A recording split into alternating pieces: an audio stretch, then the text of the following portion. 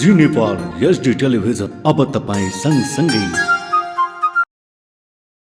नमस्कार, जी नेपाल न्यूजमा यहाँलाई स्वागत छ। म करुणा लामिछाने। सुरु गरौं प्रमुख समाचारका शीर्षकहरूबाट।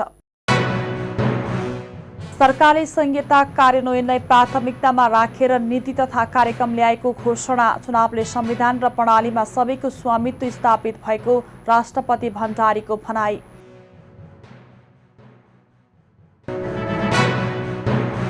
संसदीय सुनवाई समितिले श्रीलङ्का र डेनमार्कका लागि सरकारद्वारा प्रस्तावित 2 राजदूतको नाम सर्वसम्मतिले अनुमोदन। प्रस्तावित राजदूत मिश्र र राय विरुद्ध परेको जुरी औचित्यहीन भएको समिति सभापति कर्णको भनाई। विभिन्न विद्यार्थी संगठनद्वारा पेट्रोलियम पदार्थमा गरिएको मूल्य वृद्धि फिर्ता गर्न माग। नेपाल आयल निगमलाई निजीकरण गर्ने विषयमा गम्भीरतापूर्वक सोच्न समेत आग्रह। संयुक्त अरब इमिरेट्सको राजधानी अबु धाबीमा ग्यास विस्फोट, 2 जनाको मृत्यु, 120 जना घाइते।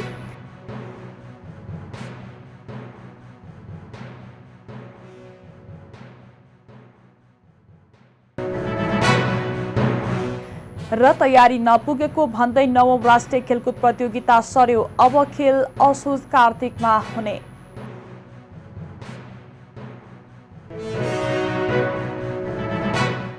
अब समाचार विस्तारमा। सरकारले संहिता कार्यान्वयनलाई प्राथमिकतामा राखेर नीति तथा कार्यक्रम ल्याएको घोषणा गरेको छ। मंगलबार संघीय संसदमा सरकारको नीति तथा कार्यक्रम प्रस्तुत गर्दै राष्ट्रपति विद्यादेवी भण्डारीले संहिताको शुद्धिकरण र सुशासनमा प्राथमिकता राखिने बताएका हुन्। संहिता कार्यान्वयनको हालसम्म अभ्यास, अनुभव र पृष्ठपोषणको आधारमा कार्यविस्तृतीकरण प्रतिवेदनको पुनरावलोकन गरिनेछ, नीति तथा कार्यक्रममा भनिएको छ। संविधानको अनुसूचीमा भएका अधिकारको कार्यान्वयनको लागि कानूनहरूलाई निर्माण गर्न आवश्यक व्यवस्था गरिनेछ। यस्तै राष्ट्रिय र रणनीतिक योजना बाहेक अन्य योजनामा प्रदेश र स्थानीय तहको सहकार्यमा गरिने नीति तथा कार्यक्रममा उल्लेख छ। प्रदेश र स्थानीय तहमा वित्तीय हस्तान्तरण गरिनेछ। 3 तहकै सहकार्यमा प्राकृतिक स्रोतको संरक्षण, उपयोगमा बाँडफाँड गरिनेछ। स्थानीय अर्थतन्त्रलाई राष्ट्रिय अर्थतन्त्रसँग आबद्ध गर्दै आर्थिक समृद्धिको आधार तय गरिनेछ। सरकारले ल्याएको नीति तथा कार्यक्रममा भनिएको छ। राष्ट्रपति विद्यादेवी भण्डारीले भर्खरै सम्पन्न पालिका चुनावले लोकतन्त्रको जग बलियो बनाएको बताउनु भएको छ। वित्तीय र मौद्रिक औजार परिचालन गरी सरकार र निजी क्षेत्रको संयुक्त प्रयासबाट समष्टिगत आर्थिक स्थायित्व कायम गरी तीव्र आर्थिक वृद्धि हासिल गर्नेतर्फ सरकारका नीति र कार्यक्रम लक्षित हुनेछन्। आन्तरिक तथा बाह्य कारणबाट अर्थतन्त्रको संरचनामा आउन सक्ने जोखिम वहन गर्न सक्ने आर्थिक नीति तय गरिनेछ। अर्थतन्त्रको समग्र संरचना रूपान्तरण गर्न सक्ने कार्यक्रम तथा आयोजना कार्यान्वयन गरिनेछ। आन्तरिक स्रोतमा आधारित उत्पादनका साधनहरूको महत्तम परिचालन गरिनेछ। उत्पादन र उत्पादकत्व वृद्धि, पूर्वाधार निर्माण, खानेपानी तथा विद्युतमा पहुँच, मानव पुँजी निर्माण र रोजगारी सिर्जना, आय असमानता र बहुआयामिक गरिबीको दरमा कमी, दिगो विकास र पर्यावरणीय सन्तुलन, सङ्घीयताको सुदृढीकरण र सुशासनलाई प्राथमिकतामा राखिनेछ। माननीय सदस्यहरू, वित्त र मौद्रिक नीतिको संयोजनबाट आर्थिक वृद्धि र स्थायित्व हासिल गरिनेछ। कृषि, यातायात, ऊर्जा, पर्यटन र सूचना प्रविधिलाई आर्थिक वृद्धिको संवाहकको रूपमा अघि बढाई आर्थिक पुनरुत्थानका विशेष कार्यक्रम मार्फत उत्थानशील अर्थतन्त्र निर्माण गरिनेछ। मुद्रास्फीतिलाई वाञ्छित सीमाभित्र राखिनेछ। गुणस्तरीय पूर्वाधार निर्माण, लगानी प्रवर्धन, व्यावसायिक वातावरण निर्माण एवं सहजीकरण गर्न नीतिगत, कानुनी र प्रणालीगत सुधार गरिनेछ। नेपालीले विदेशमा आर्जन गरेको आय र सिपलाई देशभित्र रोजगारी तथा स्वरोजगारीका अवसर सिर्जनामा उपयोग गर्न प्रोत्साहित गरिनेछ। विप्रेषणलाई औपचारिक माध्यमबाट भित्र्याउन थप प्रोत्साहन दिइनेछ। ठुला तथा रणनीतिक महत्त्वका पूर्वाधार निर्माण तथा औद्योगिक विकासका लागि सार्वजनिक निजी साझेदारीका अन्य उपयुक्त लगानी र निर्माण ढाँचा समेत कार्यान्वयनमा ल्याइनेछ। सार्वजनिक खर्च व्यवस्थापनलाई नतिजामुखी बनाइनेछ।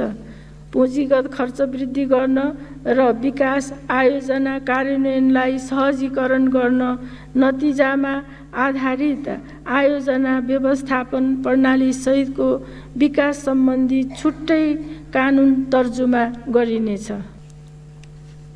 विपन्न परिवारको संरक्षण गरी गरिबीको दुष्चक्रबाट बाहिर ल्याउने नीति लिइनेछ। आगामी 2 वर्षभित्रमा भूमिहीन सुकुम्बासी एवं अव्यवस्थित बसोबासीको समस्या समाधान गरिनेछ। पुनःस्थापना हुन बाँकी मुक्त कमैया, हलिया र कमलरी तथा मुक्त घोषणा हुन बाँकी हरवा चरुवाका लागि तीनै तहका सरकारको समन्वयमा उत्पादन, रोजगारी र क्षमता विकासका कार्यक्रम सञ्चालन गरिनेछ। राष्ट्रिय निकुञ्जको छेउछाउ तथा नदी किनाराका विपन्नका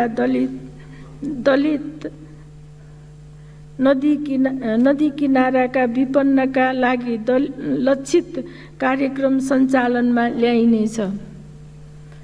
नाप जाँच गर्न छुट भएका गाउँ, ब्लक र सोबासी बेनिसा जस्ता दर्ता छुट भएका जग्गा धनीलाई जग्गा धनी दर्ता प्रमाण पूर्जा उपलब्ध गराइनेछ। मंगलबार संसदमा सरकारका नीति तथा कार्यक्रम प्रस्तुत गर्दै उहाँले चुनावले संविधान र प्रणालीमा सबैको स्वामित्व स्थापित भएको बताउनु भएको हो। यस्तै राष्ट्रपति भण्डारीले सरकारले मित्र राष्ट्रसँगको सम्बन्धलाई उच्च प्राथमिकता दिएकोमा खुशी व्यक्त गर्नु भएको छ। भारतीय प्रधानमन्त्री नरेन्द्र मोदी र चिनिया विदेश मन्त्रीको नेपाल भ्रमणले मित्र देशसँगको सम्बन्धमा घनिष्ठता थपेको उहाँको भनाइ छ। संसदीय सुनवाई समितिले श्रीलङ्का र डेनमार्कका लागि प्रस्तावित राजदूतहरूको नाम अनुमोदन गर्ने निर्णय गरेको छ।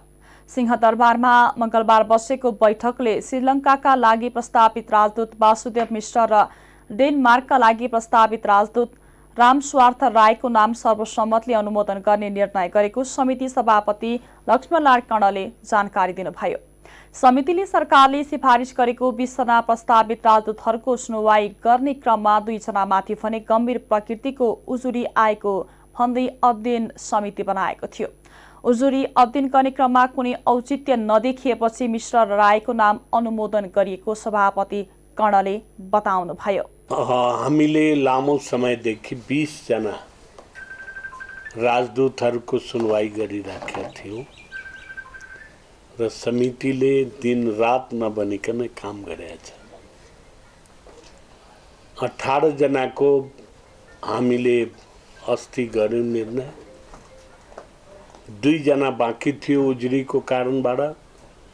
उजुरी सम्बन्धमा हामीले गहन अनुसन्धान गर्यौं, पत्राचार गर्यौं, अध्ययन गर्यौं र आज त्यसमा विस्तृत रूपबाट सबैले करिब 100% हाम्रो उपस्थित सदस्यहरूले छलफल गर्नुभयो र छलफल गर्दाखेरि उजुरीमा कुनै औचित्य नदेखिएको कारणले आएको पत्राचारबाट पनि हामीले आज डाक्टर वासुदेव मिश्र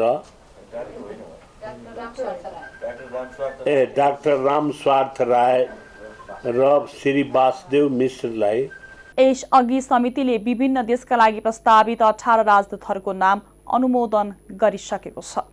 काठमाडौँ महानगरपालिकाको मेयरमा स्वतन्त्र उम्मेद्वार बालेन्द्र शाहको अग्रता कायमै रहेको छ। ताजा मत परिणाम अनुसार शाहको मत 51,500 नाघेको छ। शाहले 51,596 मत पाउनु भएको छ भने नेपाली कांग्रेसकी सिर्जना सिंहले 32,430 मत पाउनु भएको छ। सिंह शाहभन्दा 19,166 मतले पछाडि हुनुहुन्छ। यस्तै एमालेका केशव स्थापितले 31,015 मत पाउनु भएको छ। महानगरमा अहिलेसम्म 1,57,310 मत गनिसकिएको छ। अब 33,876 मत गन्न बाँकी रहेको छ। अमेरिकाका विभिन्न संग्रहालय तथा संकलनकर्तामा रहेका विभिन्न 5वटा पुरातात्विक मूर्तिहरू फिर्ता ल्याइएको छ। कोलोराडो स्थित डेनभर म्युजियममा रहेको प्रस्तरको चतुर्मुखी शिवलिङ्ग, डेनभर म्युजियममा रहेको उमा महेश्वरको मूर्ति लगायतका नेपाल सरकारलाई हस्तान्तरण भएको पुरातत्व विभागले जनाएको छ।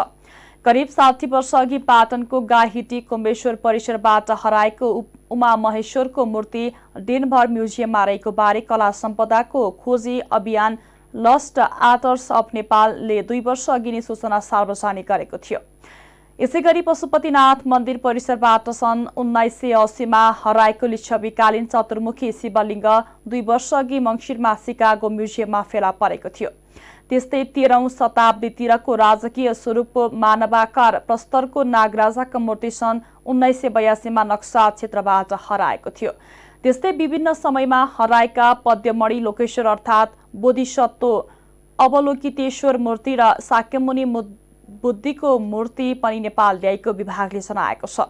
मूर्ति हस्तान्तरण कार्यक्रममा संस्कृति पर्यटन तथा नागरिक उड्डयन मन्त्री प्रेम आलेले अवैध रूपमा विदेश पुगेका मूर्तिहरूलाई नेपालको पहिलेको स्थानमा राखिने बताउनुभयो। नेपालका ऐतिहासिक सम्पदालाई नेपाल फर्काउन सहयोग पुर्याएको भन्दै उहाँले अमेरिका सरकारप्रति आभार व्यक्त गर्नुभएको छ।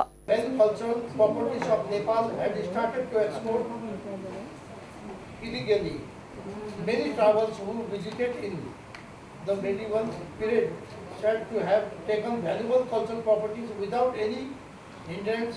However, we don't know how they taken and what process followed by them for the same. From 1950 onwards, Nepal was open for the outer world.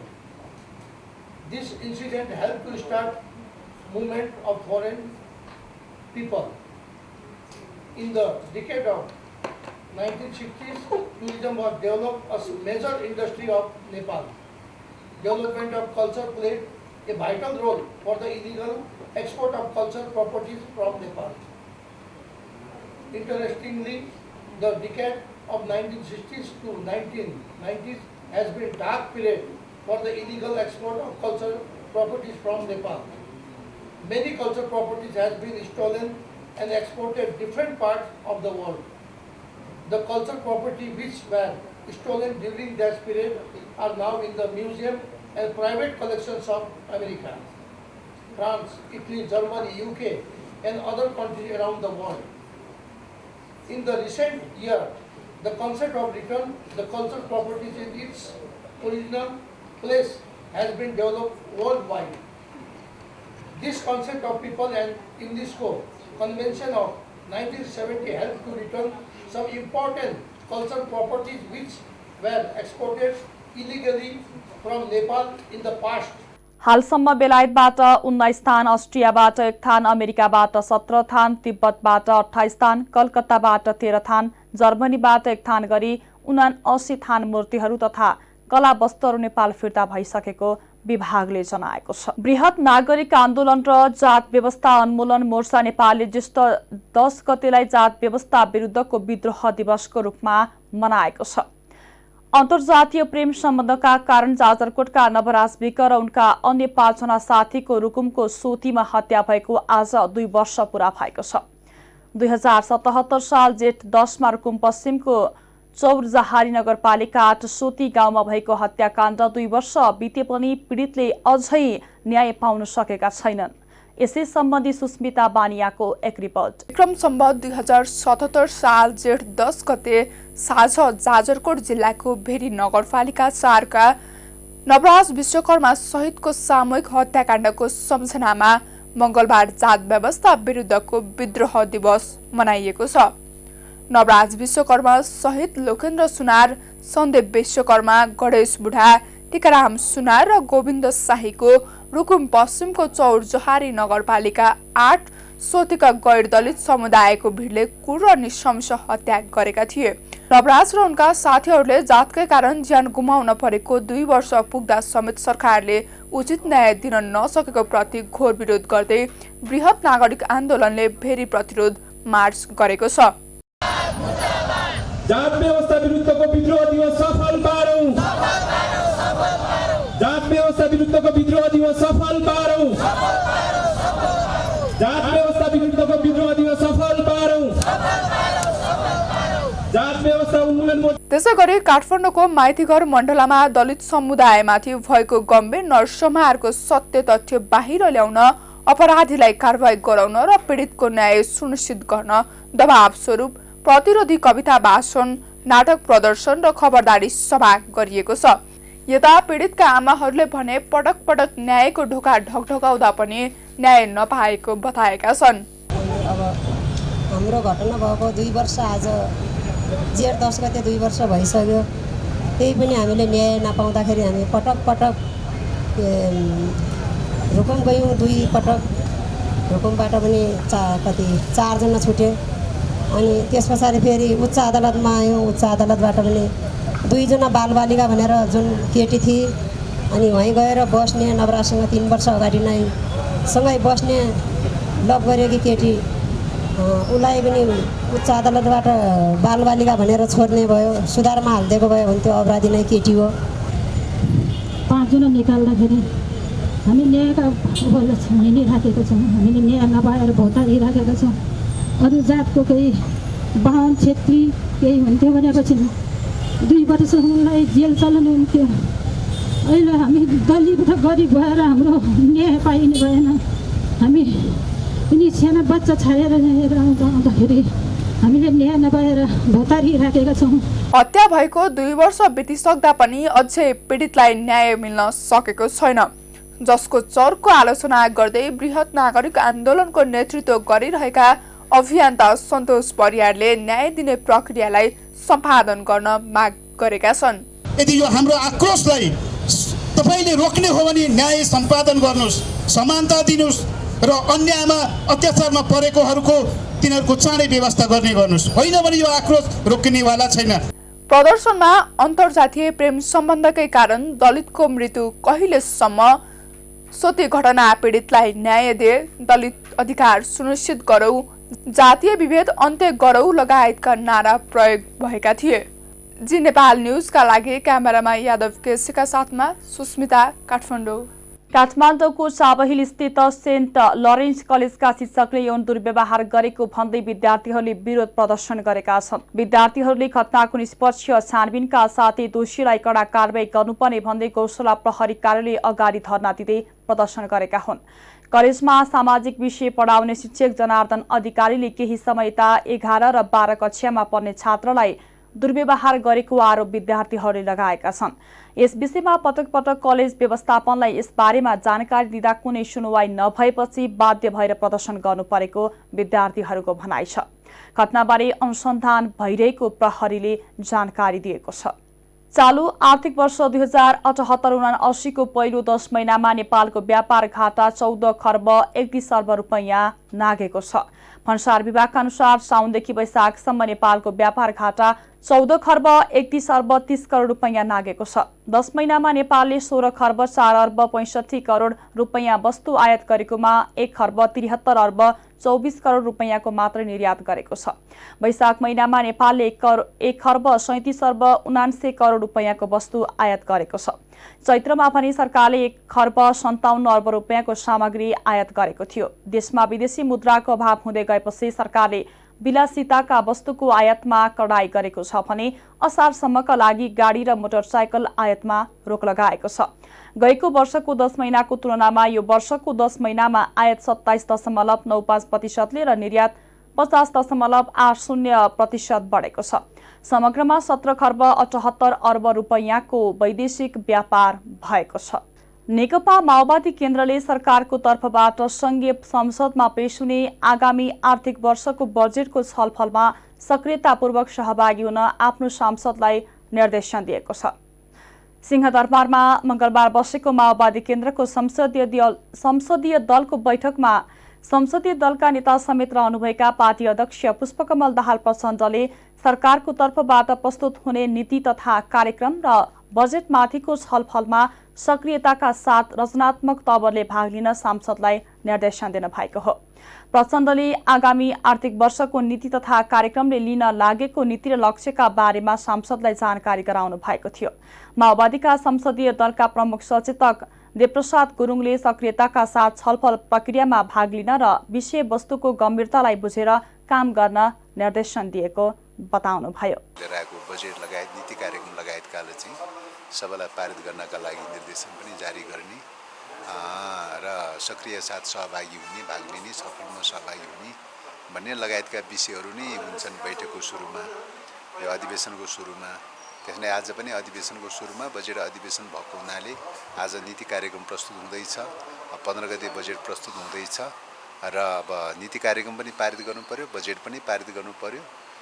त्यसकारण त्यही रूपले सहभागी हुनु पर्यो भन्ने कुरा स्वतः भइहाल्यो र अरू छलफलको क्रममा पनि चाहिँ छलफलमा पनि पार्टीको नीति निर्देशन अनुसार चाहिँ छलफलमा सहभागी हुनु पर्यो भनेर भन्ने कुराहरू नै हो। मुख्यतः यिनै विषयहरूको सन्दर्भमा नै चाहिँ हामी छलफल गरेका हौँ। चुनावको बारेमा आज एजेन्डा थिएन, चुनावको बारेमा एजेन्डा थिएन र खास गरिकन अब अर्थमन्त्रीज्यूसँग पनि चाहिँ एउटा छोटो मोटो इन्टरेक्सन गर्ने कार्यक्रमहरू केही सुझावहरू भए खण्डमा अर्थ मन्त्रालयलाई चाहिँ दिने। बैठकमा अर्थमन्त्री जनार्दन शर्माले संसदले दिएको सुझावका आधारमा आगामी आर्थिक वर्षको बजेट तयार गरिएको जानकारी गराउनु भएको थियो। नेपालमा हाइड्रोजन, एमोनिया र युरियाबाट इन्धन उत्पादन हुने भएको छ।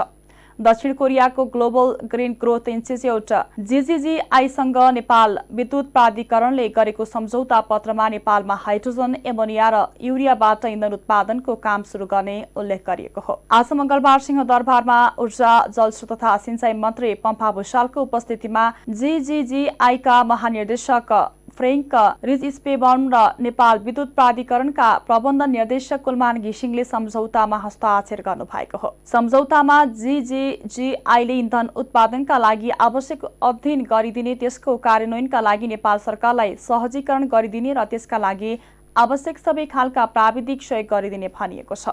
सम्झौतामा काठमाडौँ विश्वविद्यालयलाई पनि संलग्न गराएर नेपालमा हाइड्रोजन इन्धन उत्पादन कामलाई अघि बढाउने उल्लेख गरेको प्राधिकरणका प्रबन्ध निर्देशक घिसिङले बताउनुभयो।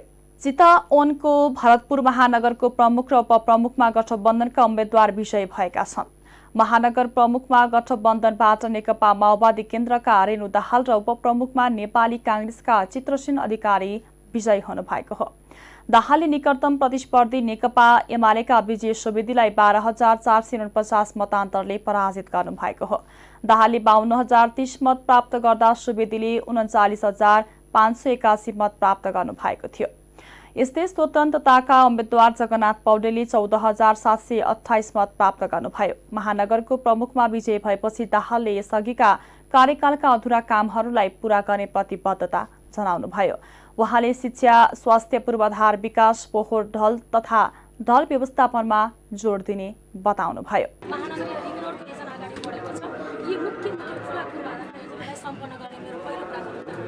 त्यसपछि महानगरपालिकाको समग्र महानगरपालिकाको ढल व्यवस्थापनका लागि यो एकदमै अबको कार्यकालको एउटा मुख्य एउटा जिम्मेवारीको रूपमा मैले त्यसलाई चाहिँ महसुस गरेको छु र व्यवस्थापनको एउटा DPR तयार भइसकेको छ। अब आउने आर्थिक वर्षको नयाँ बजेट, अब आउने बजेटमा आर्थिक वर्षमा यो नयाँ बजेटमा चाहिँ बजेटको व्यवस्था गरेर बहुवर्षीय ठेक्का गरेर सिङ्गो महानगरपालिकाको ढल व्यवस्थापनको कामलाई प्राथमिकतासँग अगाडि बढाइएको छ।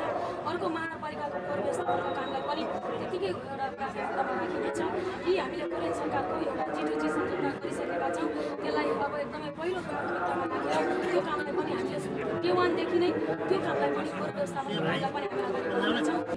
यापन गर्नका लागि जुन एउटा समस्याहरू छन् ती चिजहरूलाई पनि ध्यानमा राखेर एउटा रोजगार ब्याङ्क स्थापना गरेर यही भित्र रोजगारी सिर्जना गर्ने उद्योगशील नागरिकको रूपमा अब जनताहरूलाई त्यो खालको एउटा सुविधाहरू होइन एउटा प्राथमिकतामा राखेर, किनकि उद्योग ग्राम हामी बनाउँदैछौँ, त्यो एउटा उद्योग ग्रामहरू उद्यमशीलताको विकास गर्ने, रोजगारी प्रवर्धन गर्ने, त्यो कामलाई पनि हामी प्राथमिकता साथ अगाडि बढाउँछौँ र प्रमुखहरूले अरू पालिकाहरूमा हामीले पहिला गरेको निर्णयलाई अनुसरण गर्नुभएको छ, त्यो पनि अनुमोदित भइसकेको छ। त्यसकारण त्यो निर्णय हाम्रो असाध्यै एउटा व्यावहारिक वैज्ञानिक रहेछ भन्ने कुराको पनि पुष्टि भएको छ। जस्तो कि माडी नगरपालिकाले बगडा सरकारी अस्पतालमा ओपिडी शुल्क निःशुल्क महिला ज्येष्ठ नागरिक भनेको छ, हामीले 5 वर्ष अगाडि गरेका छौँ। टाढी नगरपालिकाले दुधमा 1 रुपियाँ अनुदान भनेको छ, हामीले 3 रुपियाँ अनुदान दिइसकेका छौँ। त्यसै गरी अहिले पनि अब भोलि म पदबाली गर्छु। दाहाल विक्रमसम्म 2074 को स्थानीय तहको निर्वाचनमा समेत कांग्रेसको सहयोगमा महानगर प्रमुखमा निर्वाचित हुनु भएको थियो। भरतपुरको 29 वटा मध्ये कांग्रेसले वडा नम्बर 1, 2, 4, 5, 6, 8, 10, 14, 15, 16, 17, 20, 21, 23, 27 र 29, एमाले 3, 11, 12, 18, 19 र 28, माओवादी केन्द्रले 13, 24 र 26, नेकपा एकीकृत समाजवादीले 7, 9 र 22 वडामा विजय हासिल गरेको छ। वडा नम्बर 25 मा स्वतन्त्र उम्मेद्वार विजयी हुनु भएको छ। वीरगञ्ज महानगरपालिकाको मेयरमा जनता समाजवादी पार्टी जसपाका राजेशमान सिंह र उपमेयरमा नेपाली कांग्रेसका इम्तियाज आलम निर्वाचित हुनु भएको छ। सिंहले आफ्ना निकटतम प्रतिस्पर्धीलाई 22,444 मतान्तरले पराजित गर्नु भएको हो।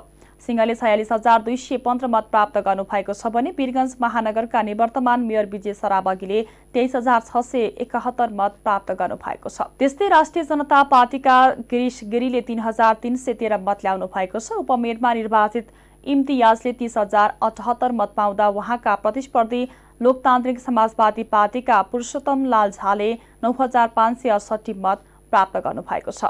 राप्रपाकी चबना जैसवालले 5,988 र स्वतन्त्र उम्मेद्वार रम्बा मिश्राले 3,909 मत प्राप्त गर्नु भएको छ। वीरगञ्जमा 32 वटा वडा छन्। 13 वटामा जसपा, 9 वटामा कांग्रेस, 8 मा एमाले र 2 वटामा लोसपाले जितेको छ। विभिन्न विद्यार्थी संगठनले पेट्रोलियम पदार्थमा गरेको मूल्यवृद्धि फिर्ता गर्न माग गरेका छन्। मंगलबार सिंह दरबारमा उद्योग वाणिज्य तथा आपूर्ति मन्त्री दिलेन्द्र प्रसाद बडुलाई ज्ञापन पत्र बुझाउँदै विद्यार्थी संगठनले ध्यानाकर्षण पत्र बुझाउँदै पेट्रोलियम पदार्थ र ग्यासमा गरेको मूल्यवृद्धि फिर्ता गर्न माग गरेका हुन्।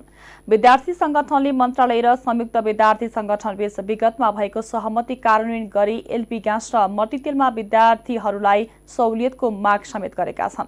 यस्तै उनीहरूले पेट्रोलियम पदार्थमा विभिन्न बहानामा लगाइएको अत्याधिक करबारे पुनर्विचार गर्नुपर्ने, वैकल्पिक ऊर्जाको खोज अनुसन्धान र प्रयोगका लागि कार्यदल गठन गरी काम गर्नुपर्ने, पेट्रोलियम पदार्थमा भएको एकाधिकार खारेज गरी खुला प्रतिस्पर्धाबाट आपूर्ति गर्न माग गरेका छन्।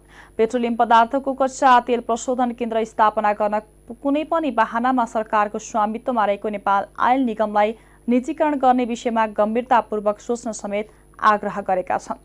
ज्ञापन पत्र बुझ्दै मन्त्री बडुले अन्तर्राष्ट्रिय मूल्यवृद्धिको प्रभाव नेपालमा परेको र मूल्यवृद्धि गरिएको बताउनुभयो। अहिले नै मूल्यवृद्धि फिर्ता गर्नका लागि केही भन्न नसक्ने र मूल्यवृद्धिको समस्या समाधानका लागि छलफल गर्ने उहाँले बताउनुभयो। मूल्यवृद्धि प्रतिपक्ष सत्तापक्ष भन्दैन, हामी सबै उपभोक्ता पनि हौँ। त्यसकारण यो हामी सबैको साझा चिन्ताको विषय हो। एउटा विषय। दोस्रो कुरा, अहिले नेपालमा मात्र होइन विश्व बजारमा पेट्रोलियम पदार्थको चरम अभाव रहेछ। अझ चरम अभाव हुने हो कि भन्ने परिस्थिति पनि छ। त्यसकारणले मूल्यवृद्धि बाध्यात्मक अवस्थामा मूल्यवृद्धि भइरहेको छ र यसबारेमा नेपाल आयल निगमले एउटा विज्ञप्ति प्रकाशित गरे पनि छ। तपाईहरु सबैलाई सार्वजनिक गरिसकेका विषय पनि हो। कुन अवस्थामा अहिले निगम छ, कुन अवस्थामा विश्व बजारको अवस्था छ, कुन अवस्थामा हामी बाध्यात्मक अवस्थामा छौँ र हामीले मूल्यवृद्धि गर्ने बाध्यात्मक अवस्था आयो, यसबारे पनि क्लियर गरेको छ। र जसअनुसार हामी अहिले पनि के देखिरहेछौँ भने निगमको जानकारीले उनीहरूले गराएअनुसार पनि अहिले पनि एउटा त 71 सालमै यो अन्तर्राष्ट्रिय प्रोडक्ट हो, हाम्रो कस्ट त होइन नै। त्यसकारणले यो परलमोल जे छ त्यसै अनुसार अटोमेसनमा प्राइसिङ हुने भन्ने कुरा त स्वीकृत भएकै विषय भयो। तर अब अहिलेको अवस्था एनओसीले हेर्दाखेरि के देखियो भने अहिले पनि उसलाई 20 अरब 40 करोड रुपियाँ हामीले किन्ने त आखिर आइओसीबाट हो, इन्डियन आयल कर्पोरेसनबाट, त्यहाँ तिर्न अहिले पनि बाँकी रहेछ। र अहिले पनि हरेक दिन 6 अर्ब 71 करोड रुपियाँ घाटा भइरहेको छ नेपाल आयल निगमलाई। त्यस्तो अवस्था छ। अहिले 10 रुपियाँ एकपटक 10 रुपियाँ अर्कोपटक पनि बढाएको छ, यथार्थ हो। तर यसका बावजुद पनि अहिले प्रति लिटर पेट्रोलमा 14 रुपियाँ 64 पैसा र डिजेलमा प्रति लिटर 26 रुपियाँ 82 पैसा र खाना पकाउने एलपी ग्यासमा प्रति सिलिन्डर 879 रुपियाँ 75 पैसा घाटा छ। अहिले पनि त्यो घाटा बेहोरिरहेको छ। त्यस अवस्थामा यो मूल्य बढेको अवस्था छ। त्यसकारणले अब यसरी यो अवस्थामा नेपाल आयल निगमको अवस्था त हो। यस्तै विद्यार्थी संगठनले जेठ 11 गते पेट्रोलियम पदार्थको मूल्य वृद्धि फिर्ताको माग गर्दै नेपाल आयल निगम घेराउ गर्ने कार्यक्रम सार्वजनिक गरेका छन्। आयल निगमले गत वैशाख 31 गते पेट्रोलियम पदार्थमा प्रति लिटर 10 रुपैयाँ तथा पुनः जेठ 8 गते पेट्रोलियम पदार्थमा प्रति लिटर 10 रुपैयाँ र एलपी ग्यासमा प्रति सिलिन्डरमा 200 वृद्धि गरेको थियो। नेपाल विद्यार्थी संघ, अनिराश्रव्यू क्रान्तिकारी, अनिराश्रव्यू अखिल, छैटौं समाजवादी विद्यार्थी युनियन लगायतका 15 विद्यार्थी संगठनले ज्ञापन पत्र बुझाएका छन्। नेपालमा थप 16 जनामा कोरोना संक्रमण पुष्टि भएको छ। देशभर गरिएको 1998 पीसीआर परीक्षणका क्रममा 11 जना र 922 एन्टिजेन परीक्षणका क्रममा 5 जनामा कोरोना संक्रमण पुष्टि भएको हो। कोरोनाका कारण मंगलबार पनि कसैको मृत्यु भएको छैन। त्यस्तै थप 11 संक्रमित कोरोना मुक्त हुँदा हालसम्म नेपालमा 9,67,200 जना निको भएका छन्। हाल नेपालमा 173 सक्रिय संक्रमित आइसोलेसनमा रहेको स्वास्थ्य मन्त्रालयले जनाएको छ। हिजो सोमबार 34 अङ्कले घटेको शेयर बजार आज मंगलबार भने बढेको छ। शेयर बजार परिसूचक नेप्से आज 16.32 अङ्कले बढेर 2217.19 बिन्दुमा पुगेको छ।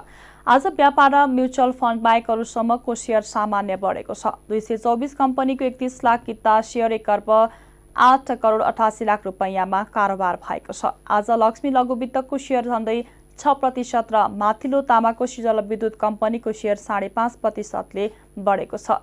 कर्पोरेट विकास बैंकको शेयर भने 10%ले घटेको छ। अब अन्तर्राष्ट्रिय समाचार। संयुक्त अरब इमिरेट्सको राजधानी अबु धाबीमा रहेको एक रेस्टुरेन्टमा ग्यास सिलिन्डर विस्फोट हुँदा 2 जनाको मृत्यु भएको छ। यस घटनामा परि अन्य 120 जना घाइते भएका छन्। प्रारम्भिक समाचारका अनुसार घाइतेहरूको अवस्था सामान्य रहेको छ। यद्यपि 2 जनाको मृत्यु भएको प्रहरीले गरेको ट्विटमा जनाइएको छ।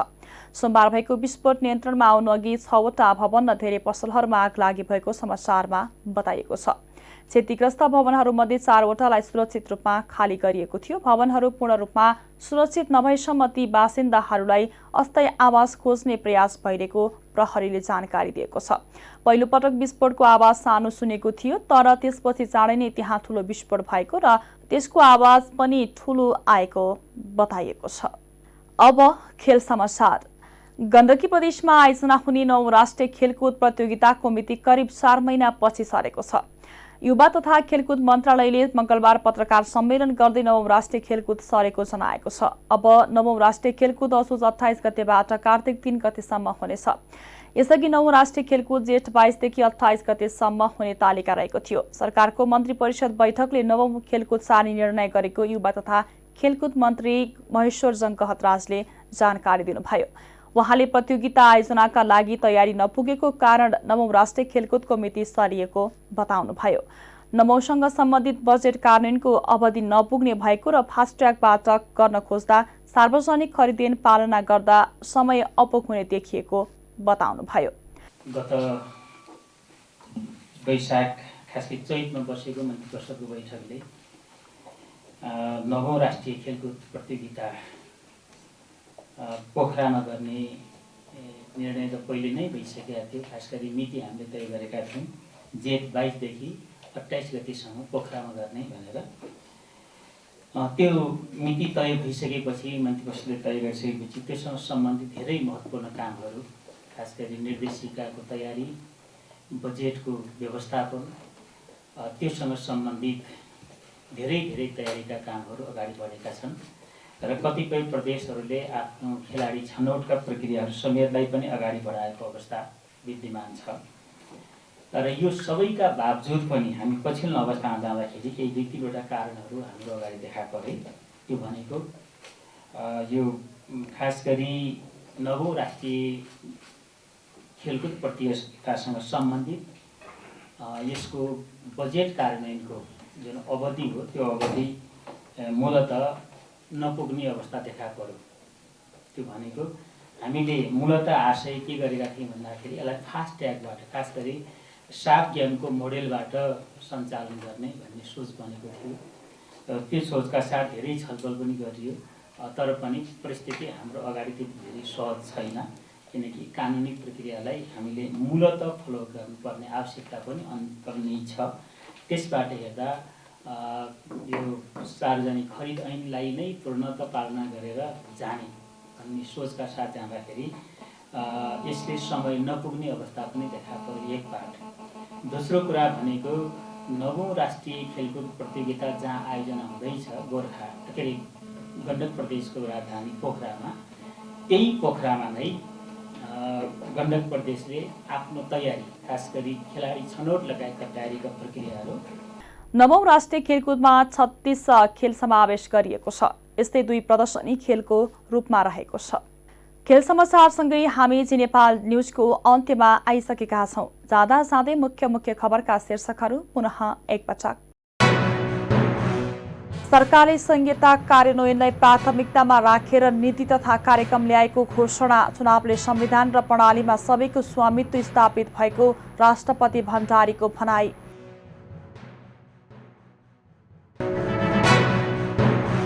संसदीय सुनवाई समितिले श्रीलङ्का र डेनमार्कका लागि सरकारद्वारा प्रस्तावित 2 राजदूतको नाम सर्वसम्मतिले अनुमोदन। प्रस्तावित राजदूत मिश्र र राय विरुद्ध परेको जुरी औचित्यहीन भएको समिति सभापति कर्णको भनाई। विभिन्न विद्यार्थी संगठनद्वारा पेट्रोलियम पदार्थमा गरिएको मूल्य वृद्धि फिर्ता गर्न माग। नेपाल आयल निगमलाई निजीकरण गर्ने विषयमा गम्भीरतापूर्वक सोच्न समेत आग्रह। संयुक्त अरब इमिरेट्सको राजधानी अबु धाबीमा ग्यास विस्फोट, 2 जनाको मृत्यु, 120 जना घाइते।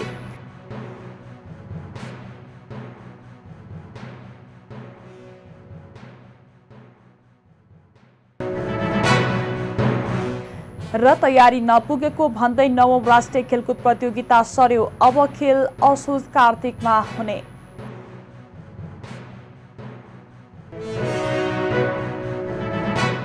हौस् त अहिलेको लागि जी नेपाल एचडी न्युज यति नै। ताजा समाचार र मनोरञ्जनका लागि जी नेपाल एचडी टेलिभिजन हेर्दै रहनुहोला।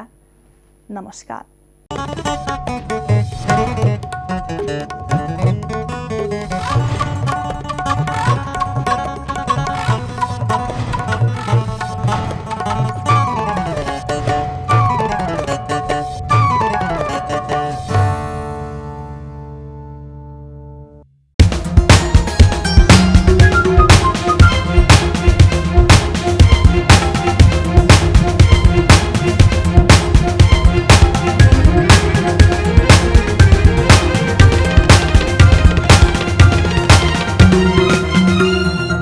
जी नेपाल एचडी टेलिभिजन अब तपाईं सँगसँगै